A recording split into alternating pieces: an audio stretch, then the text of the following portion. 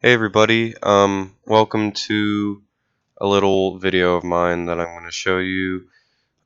This is going to be actually my first video on my newer channel. And a fun fact of that is that I'm sick. Anyways, I'm going to go get right to the point here. This video is mainly for people who don't know how to get an IPS file and turn it into a playable ROM hack. Now, if you don't know what IPS files are, they're basically incognito files, um, because selling, like advertising and putting them out for download is technically illegal because it's a modified version of a clean ROM that shouldn't even exist in the first place. So if I have right here this file called mix4, it's a floating IPS folder. And also I have a folder that's a BPS folder too, which I just have this here just to showcase that BPS folders can also be, BPS files can also be patched using Lunar IPS. And this is a very, very simple thing right here. It's just a HUD here that you can use to patch your files. And it's basically manual transcoding instead of auto, you know, the auto way of doing it, I guess, which I don't do.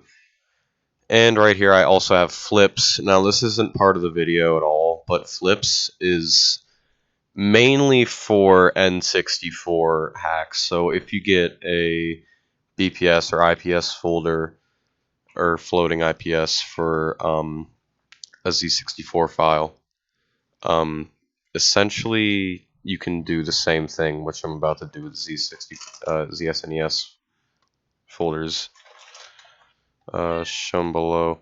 Um, okay, so it really kind of depends on what game you are trying to patch. Now I'm going to be patching a file called mix4 or vip4, which is a Japanese ROM hack of SMW.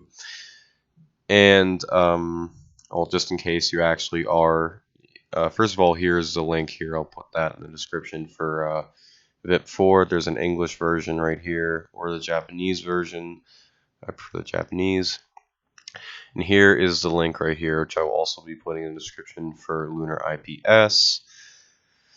And finally, a link for the emulator that I'm using, SNES 9X. And just for further proof, if you try to download ZSNES as of now, I don't know when this kind of thing happened, but as of recently, ZSNES will not run on Windows at all. Like, there's absolutely no way to run ZSNES. So, while that's unfortunate, I can promise you that SNES 9X is the second best emulator out there right now. There's also this sync. Oops, I didn't know and create files out on my desktop.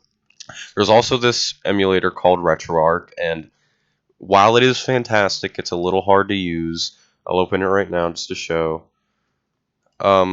Oh shit, sorry. I just realized you can't have this running on your desktop. You have to actually go in the thing.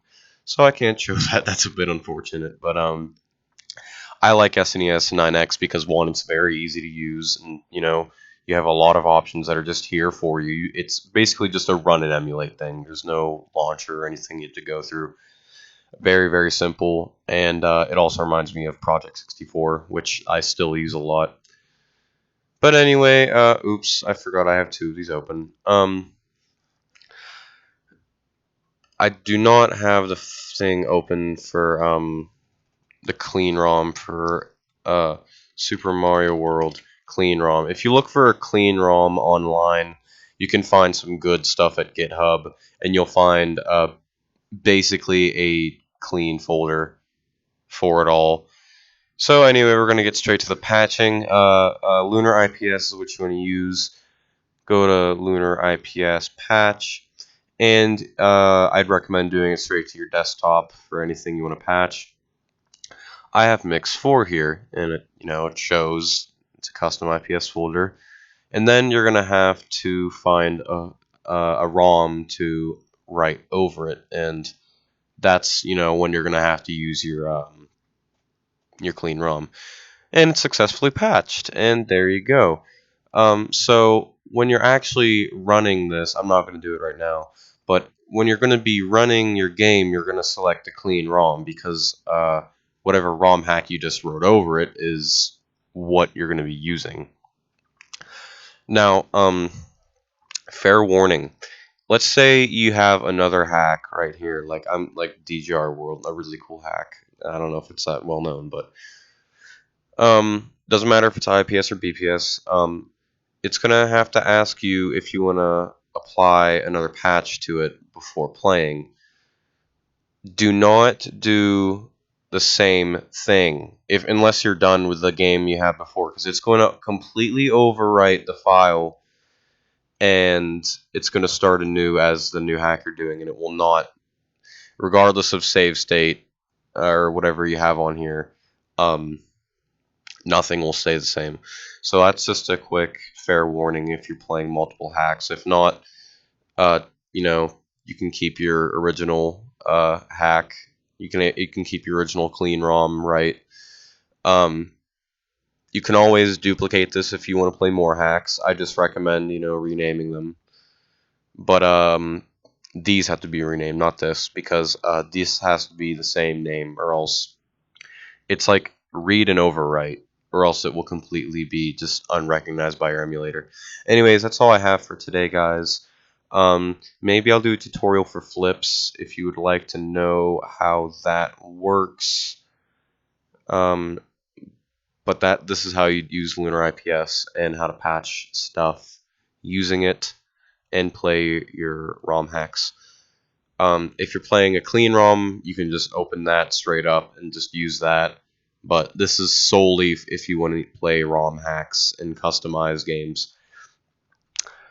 Anyways, guys, I will see you guys later.